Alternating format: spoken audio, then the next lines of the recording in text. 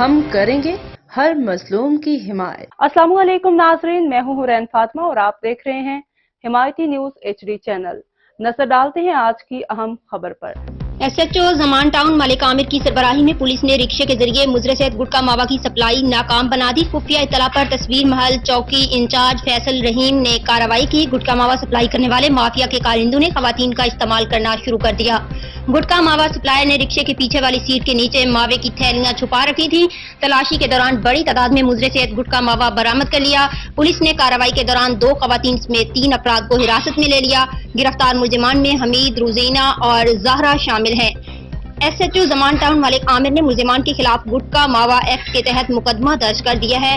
احمد دین حمایتی کی رپورٹ۔ مزید خبروں اور اپڈیٹ سے باخبر رہنے کے لیے دیکھتے رہیں حمایتی نیوز HD چینل۔